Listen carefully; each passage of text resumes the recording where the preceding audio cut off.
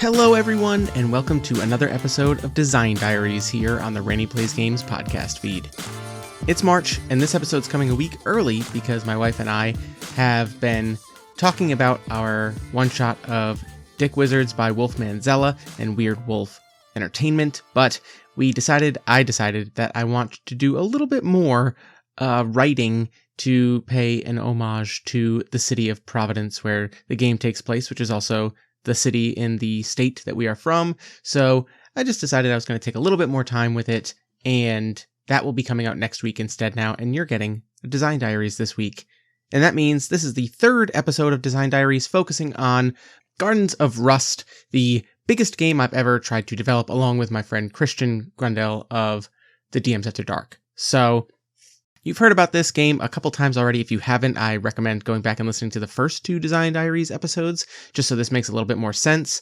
But in this episode, we're going to be talking about the GM role and the responsibilities of a GM for someone playing Gardens of Rust. And it's also going to be a little bit of a sneak peek towards the solo mode of Gardens of Rust, because I'm going to be talking about it as somebody who wrote this game, but also plays a lot of solo games, and my GM style also factors a lot into how I wrote approaching this game to play solo. So I'm hoping that I can go over the GM responsibilities and, facets of what you're going to be doing as a GM in 15 or so minutes. And then I want to do a little bit of sort of actual play. It might be solo. It might be a description of what it might be like for multiple players to be bouncing around, GM and people at the table. So let's dive into it. You already know about the game, which is a post-catastrophe survival and community rebuilding game, primarily, ideally taking place somewhere near where you live, just so that way you as a person in the world, a player in the game, might start thinking about the world around you a little differently and the natural resources that you might take for granted or overlook every day.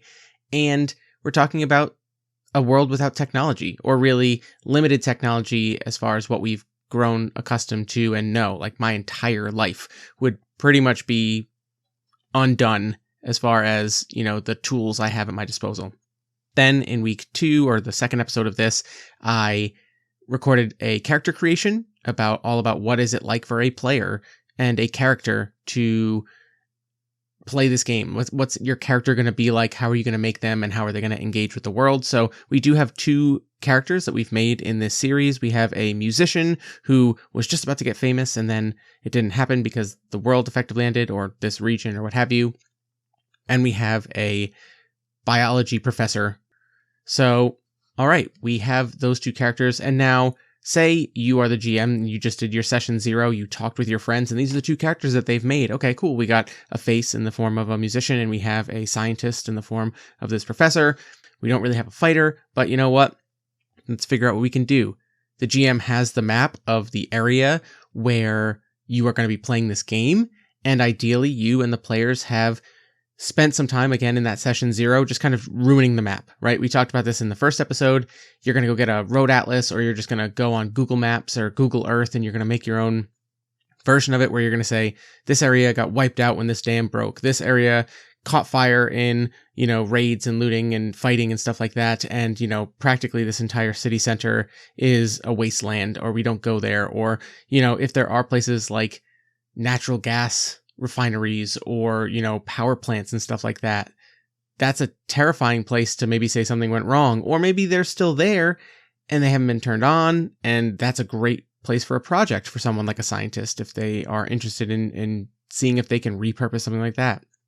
So your first job as a GM is to remember that the story is not yours, right? This is not a book you're writing to say, this is what you guys are going to do. This is everyone's game, right? The players have made their characters, and they've kind of hinted at you what they might want to do, right? Just by the decisions they made in making those characters. So start thinking about that. What things can you look at the characters and say, oh, that makes me want to put them in this situation, or have them meet someone like this, right? It might be that the musician meets somebody who is a big fan of their music at a really awkward time to find that person, right? In the middle of like a very tense standoff or something like that. Another goal of yours, and in a game like this, I feel like it's important enough that I want to really reiterate this, is that the goal of this game is to focus on humanity's cooperation, empathy, and our coming together, not our falling apart. So the goal is to make the Rust a better place. This game is already going to feel rough because of the world and the state that it's in.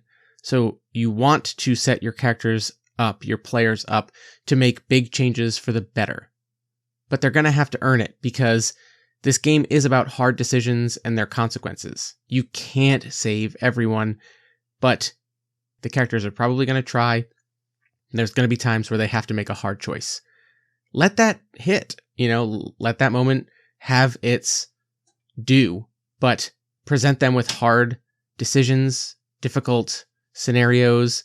But remember, the goal is, in the end, we do want this to be a better version of the world than it is, or maybe even was before the fall. Here's just a personal GM tip, and I did write it into this. Make as many of your notes public as possible. I think that the games that I've played, maybe this is I've just kind of gotten a little more tired of trad games and like the classic D&D style, like DM behind the screen kind of stuff. In a game like this, when you're laying out a map and everyone gets to destroy it and everyone gets to make characters and say how they're interacting with the world, as a GM, I don't know that you need to hide much, right? You can tell people, oh yeah, there's a comm there. There's an enemy, potential violent community over here that you guys don't get along with. Don't make them wander into that and then just somebody, gets shot at and then they have no idea how to plan for that. Like, there's going to be places a certain distance away that they might not know about stuff, but word will also travel, and you want your players to be able to create drama without you blindsiding them with something that might have gone better if they knew and willingly walked into it knowing, I know this is a player, but my character doesn't, and that's a really great, juicy opportunity. So one of my biggest pieces of advice is lay it all out on the table as much as you possibly can. People like to say the GM is a player too. Yeah, so treat it like that. Stop acting like you have all these secrets that you're waiting to hurt your friends with player-wise. Like, it just doesn't make sense to me. So that might not be your style. I'm sure many games of this could be played in a more traditional style and go very well.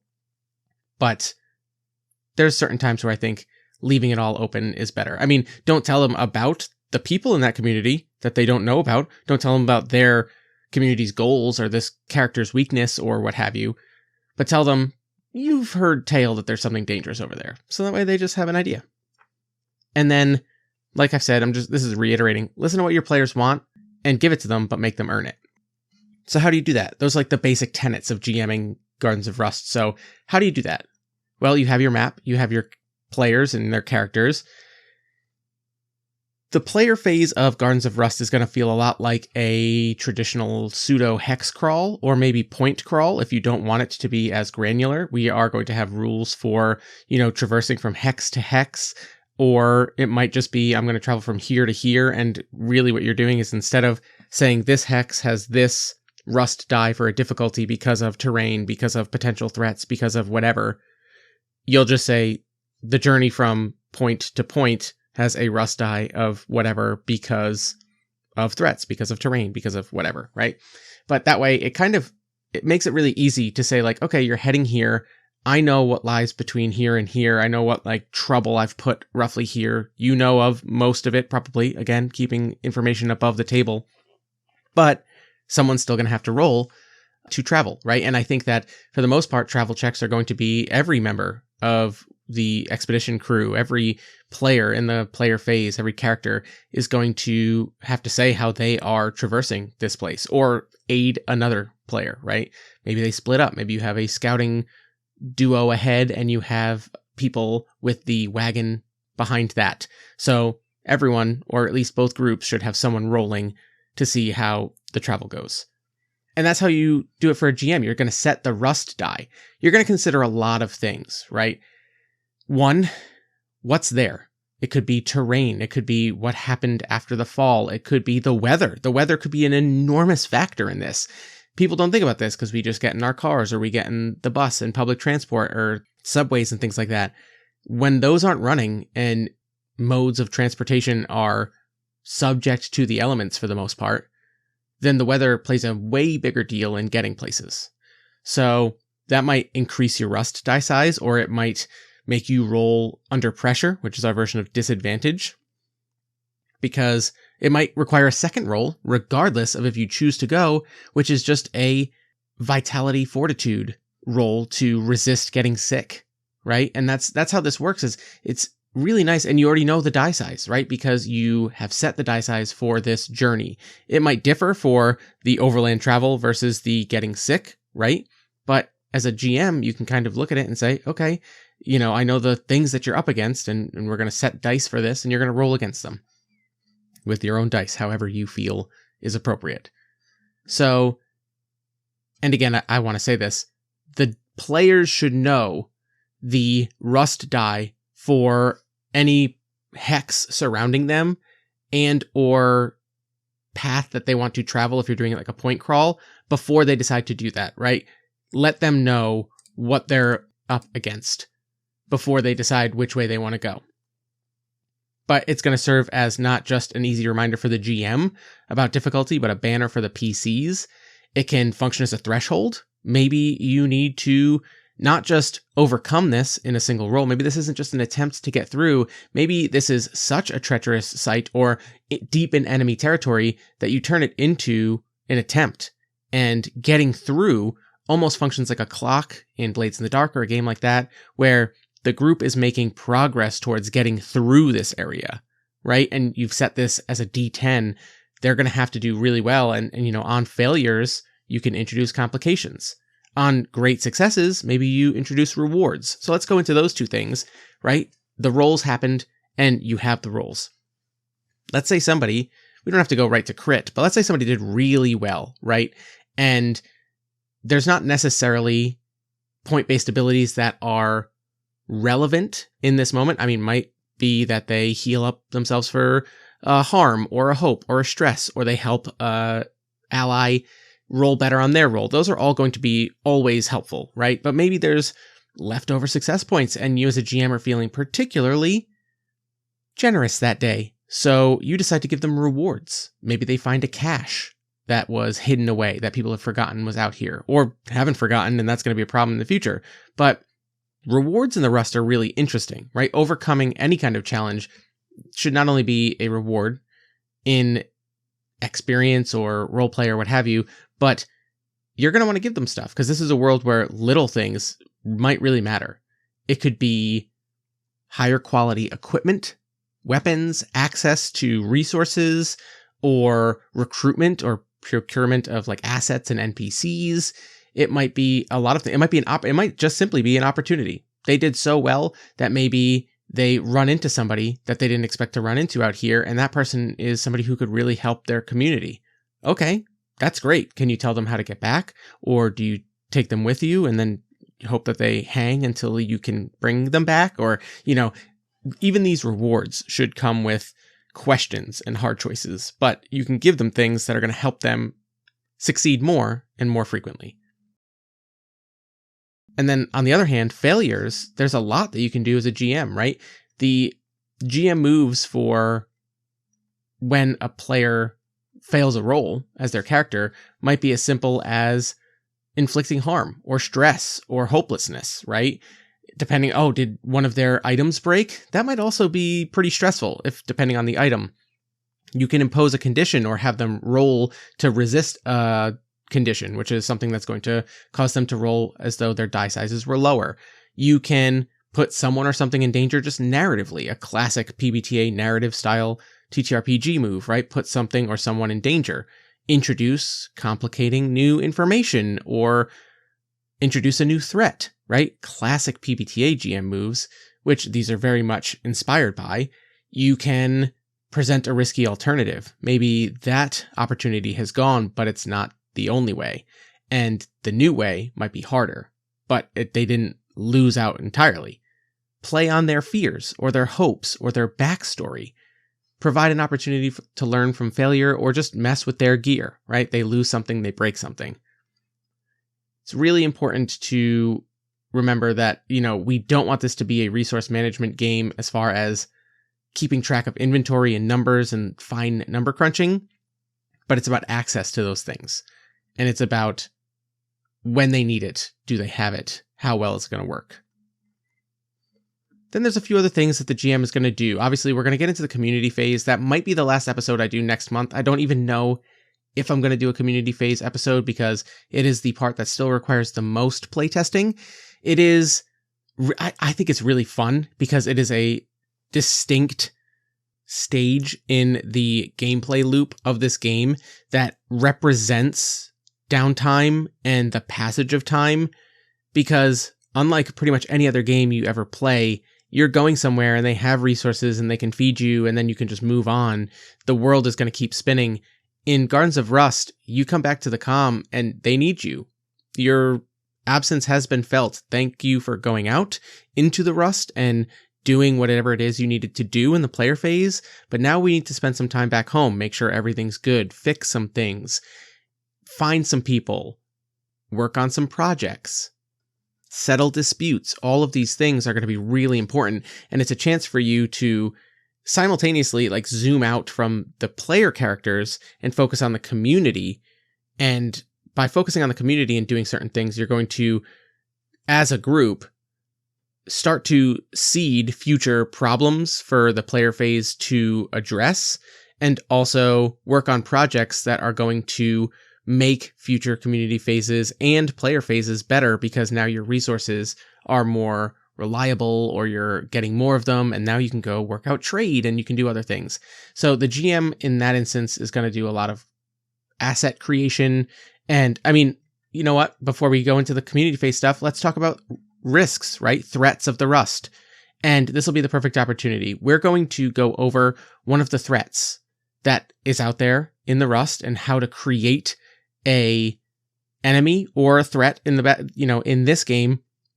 It's not NPC creation for an enemy, right? It's any kind of threat. So the template simply goes, what's it called? And what's its Rust die size are the first two things you're going to need to figure out. So for this example, we're just going to keep it simple.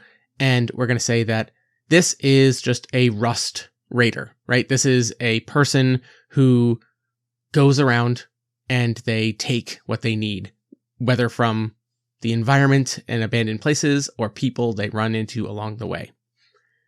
They usually stick to small groups because they don't get along well with anybody, but they end up usually being pretty well armed or at least physically intimidating.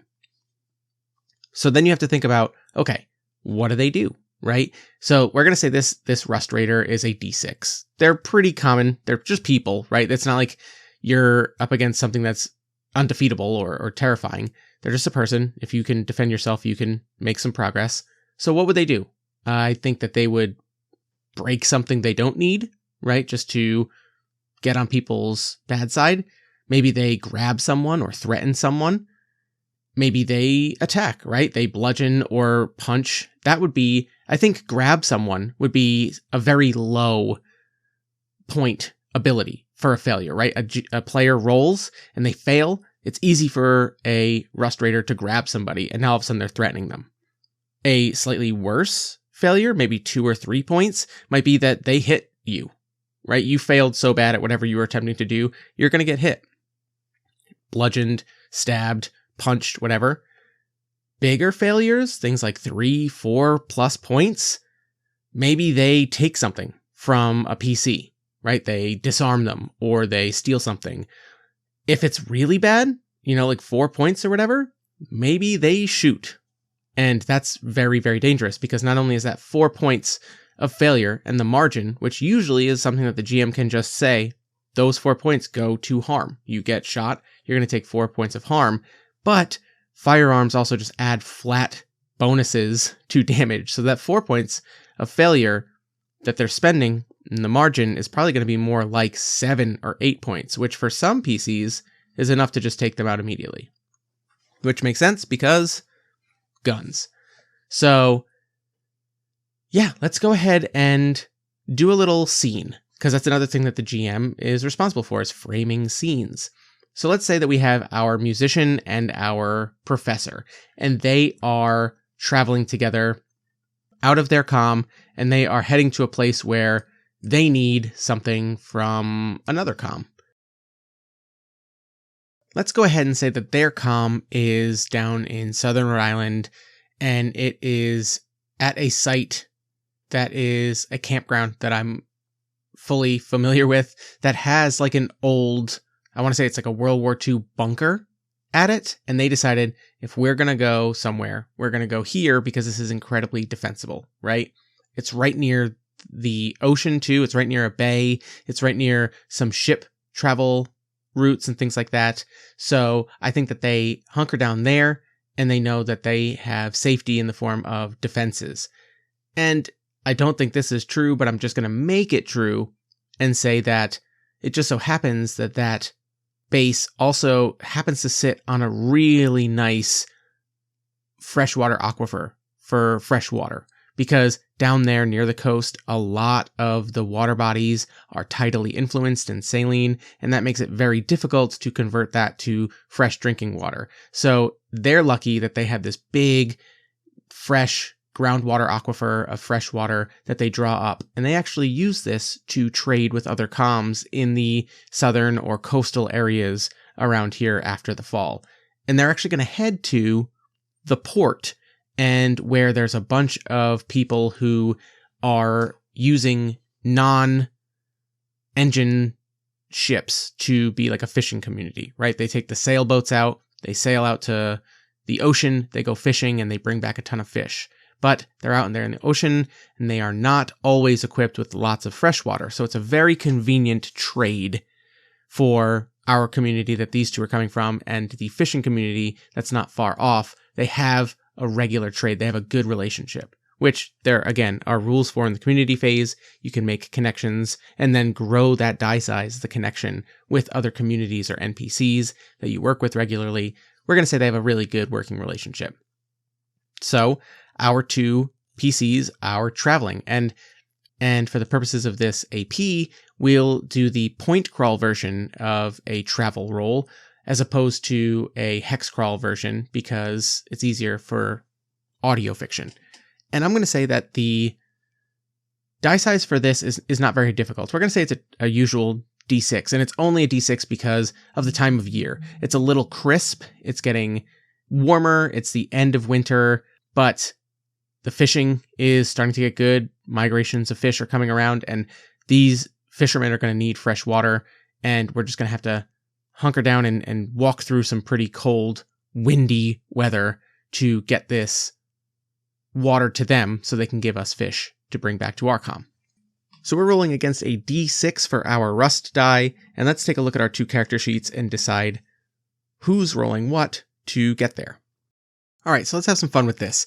Our musician has a D8 of instinct, so I think that he's going to roll instinct just to kind of be the lookout person, and our scientist has a D8 in vitality, which is just kind of weathering rough storms and weather and damage and everything like that. So both of them are going to roll a D8 versus this D6 just to see if we get there unharmed. That was actually an insane roll. I rolled a 1 on the rust die and a 7 on the D8 for our musician. So instinctually, he is seeing nothing out of the ordinary as he's heading towards this place. And the other, a 6 for our scientist for just braving the rough, cold, windy weather that they are moving all of this water in. And yeah, those are two enormous rolls. I mean, that's 6 and 5 success point ranges, right? So they could absolutely use, for example, our musician has 6 points to play with. Now, granted, he only has a D8 of a die size, so he doesn't have access to all of these point-based abilities quite yet, but he could use both of See the Pattern, which is the 1-point ability that says, your success is giving you insight into the issue at hand. Roll again against the same result on the challenge die. So against a 1, oh, that's huge, to gain a +1 bonus on your next action roll that uses information you picked up from this instinct roll. This can also be passed on to an ally if communicated to them. So that's awesome. And then if you were to fail that second roll, it's actually great because you can bank experience points equal to the margin of failure. So it's an easy way to get some extra experience points by just being attuned to your surroundings.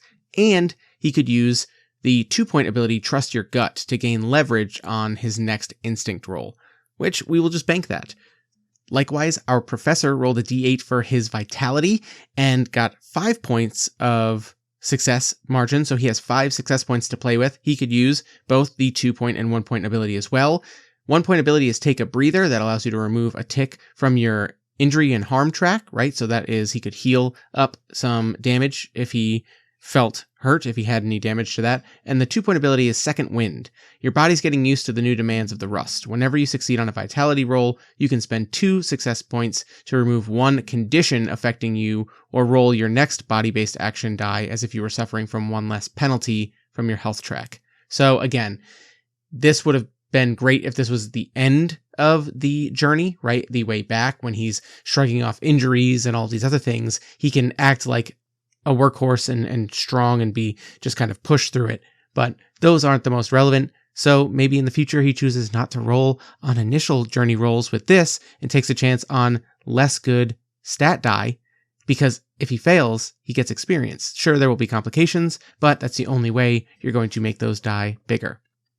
So without going into a lot of detail about what they find along the way and all of these things, they go down the causeway and they reach the port and the docks where all of these sailboats and fishing vessels are going out into the bay to fish.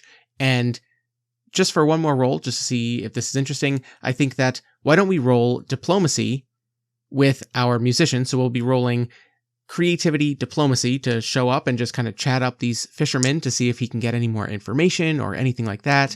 And then we will also roll a second field of expertise to show how that works with our scientist, who looks at a bunch of the fish that these fishermen are bringing back up. And maybe we can roll nature, intelligence nature, to see if something feels off to him about these fish.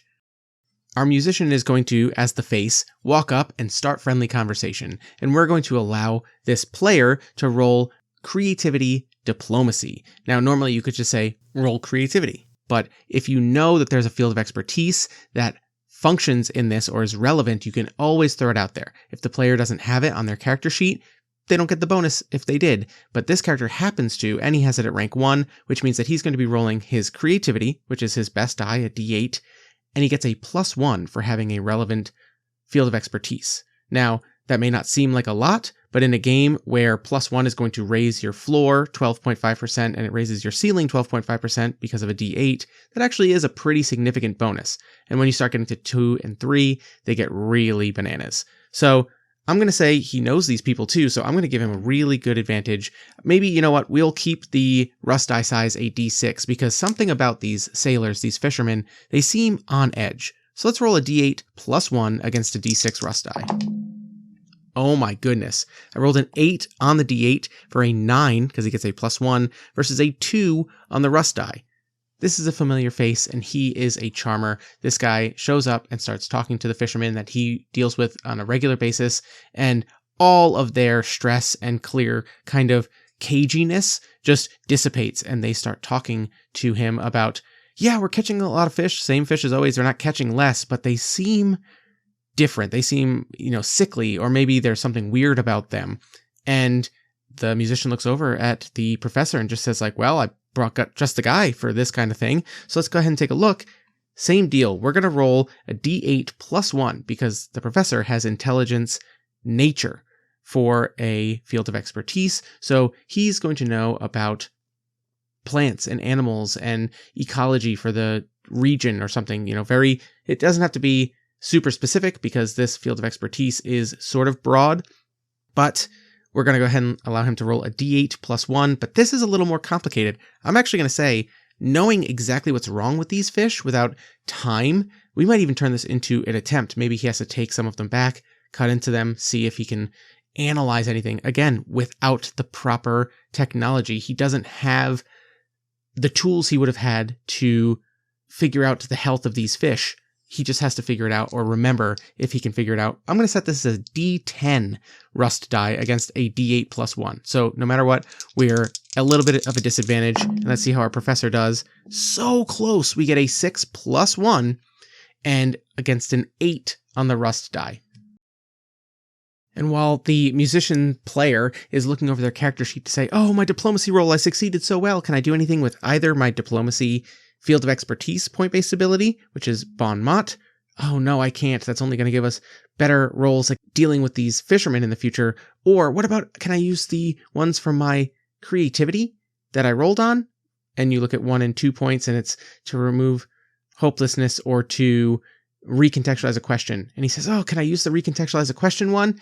And the GM says, you know what? I'll allow a little bit of it. It's not going to give this scientist a success, but what it will do is set it up as a project to determine what's wrong with the fish. It's either going to be an attempt and a clock that the PCs can make progress against, or maybe even a project during the comm phase. And it wouldn't be a complicated one because you were already so close. But since we did fail by 1 point, the GM has a very minor complication that they can add to the mix. And that's going to be the scientist is not sure if these fish are safe to eat when bringing them back to the comm. Maybe the one complication there is that if brought back to the comm and if any PCs or characters eat these, they need to make a vitality fortitude check to see if they get sick or not, which is going to make future interactions with these fishermen strained if they can't figure out how to catch safe fish or figure out or fix the problem. And that was just a very minor dip of our toes into the example of how it would be played, Gardens of Rust. And yeah, I hope that you enjoyed it. I think as a GM, it's usually pretty straightforward. You kind of set a die size, minor consequences that are going to be related to any kind of event or role or Rust die that you assign. And the big failures, if you fail by a lot and you have a big number, those can be pretty obvious, worst case scenario kind of things. Then on the other side, like we rolled crazy on that first roll for the actual traveling. Both of our players had huge margins of successes. That doesn't give them experience points because they are not really coming up and overcoming anything, but it allows them to use those point-based abilities to just kind of explore new options and ideas. And the more we play this game, the more it's going to turn into something that's really, really interesting, I think, and different, and hopefully something that you will enjoy. This episode ran a little long, but I hope that you enjoyed the little bit of actual play you got in it, and I hope that you're getting excited. I still hope that people will join the DMs After Dark Discord or email me directly at reneplaysgamespod@gmail.com and tell me about what kind of character you would like to play in a post-collapse society rebuilding game. I'd love to just conceptualize and build out some characters just to see if the system of character creation can support that kind of thing. So, thank you again.